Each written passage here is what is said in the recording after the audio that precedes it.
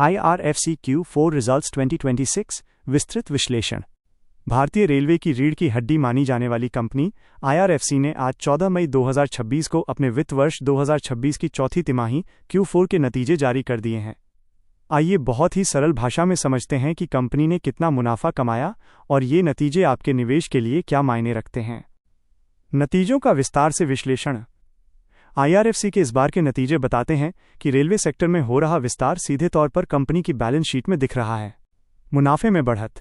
इस तिमाही में IRFC का शुद्ध लाभ नेट प्रॉफिट पिछले साल की तुलना में लगभग 10% बढ़कर 1,717 करोड़ रुपए के स्तर पर पहुंच गया है। कुल आय टोटल रेवेन्यू कंपनी की परिचालन आय में भी सुधार हुआ है। रेलवे के बुनियादी ढांचे इंफ्रास्ट्रक्चर के लिए बढ़ती फंडिंग इसकी मुख्य वजह रही। Asset quality. IRFC के लिए सबसे अच्छी बात यह है कि इसका NPA फंसा हुआ कर्ज 0% के करीब रहता है, क्योंकि ये सीधे भारत सरकार के प्रोजेक्ट्स को फाइनेंस करती है। मार्जिन। कंपनी ने अपने ऑपरेटिंग मार्जिन को बहुत ही मजबूती से बरकरार रखा है। कुछ और यूनिक और रणनीतिक points, new updates. 1. Offshore funding.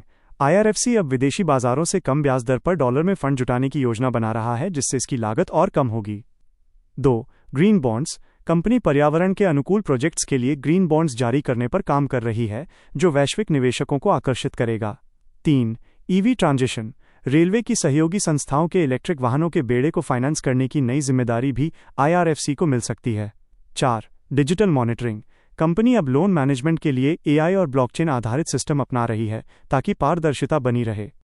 भविष्य के रणनीतिक और गुप्त plan, future road map. Railway मंत्रालय और IRFC के बीच कुछ ऐसे बड़े बदलावों की चर्चा है जो भविष्य में गेम चेंजर साबित हो सकते हैं। Non railway infrastructure. ऐसी रिपोर्ट्स हैं कि IRFC भविष्य में रेलवे के अलावा अन्य सरकारी इंफ्रास्ट्रक्चर प्रोजेक्ट्स जैसे मेट्रो और पोर्ट कनेक्टिविटी को भी फाइनेंस करने की अनुमति मांग सकता है।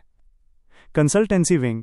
कंपनी अपनी एक कंसल्टेंसी विंग शुरू करने का प्लान बना रही है, जो अन्य देशों को रेलवे फाइनेंसिंग का मॉडल सिखाएगी और उससे आय अर्जित करेगी। Asset monetization. रेलवे की खाली जमीनों के विकास और कमर्शियल उपयोग के लिए जो फंडिंग होगी, उसमें IRFC की बड़ी हिस्सेदारी रहने वाली है।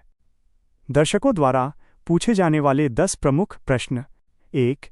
क्या IRFC एक सुरक्षित निवेश है? हाँ, ये सरकारी स्वामित्व वाली कंपनी है, जिसका रिस्क प्रोफाइल बहुत कम है। 2. नतीजे आने के बाद शेयर क्यों नहीं भागा? अक्सर अच्छे नतीजे पहले से ही शेयर की कीमत में शामिल होते हैं, जिसे प्राइस इन कहा जाता है। 3. क्या ये कंपनी कर्ज में डूबी है? नहीं, कंपनी जो कर्ज लेती है उसे आगे मुनाफे के साथ उधार देती है, ये इनका बिजनेस मॉडल है। 4. डिविडेंड कब तक खाते में आएगा? घोषणा के बाद आमतौर पर रिकॉर्ड डेट से 30-45 दिनों के भीतर डिविडेंड मिल जाता है। 5. क्या रेलवे के निजीकरण से IRFC को नुकसान होगा? नहीं, क्योंकि बुनियादी ढांचा सरकार का ही रहेगा और उसकी फंडिंग IRFC ही करेगा। 6. क्या इसे 200 रुपये या 250 रुपये के लेवल पर खरीदा जा सकता है? लंबी अवधि के लिए गिरावट पर खरीदारी करना एक अच्छी रणनीति हो सकती है। 7. IRFC का भविष्य क्या है? जब तक भारत में रेलवे का विस्तार होगा, IRFC बढ़ता रहेगा। 8. क्या सरकार अपनी हिस्सेदारी कम करेगी? नियमों के मुताबिक सरकार धीरे धीरे अपनी हिस्सेदारी 75% तक ला सकती है। 9. मुनाफा बढ़ने का मुख्य कारण क्या है? रेलवे द्वारा नई ट्रेनों और पटरियों के लिए लिए गए अधिक ऋण। 10. क्या ये शेयर मल्टीबैगर बन सकता है? ये धीरे चलने वाला लेकिन स्थिर रिटर्न देने वाला शेयर माना जाता है। डिस्क्लेमर। यह जानकारी केवल शैक्षिक उद्देश्यों के लिए है। शेयर बाजार में निवेश जोखिमों के अधीन है। किसी भी शेयर में पैसा लगाने से पहले खुद रिसर्च करें या अपने वित्तीय सलाहकार से परामर्श लें।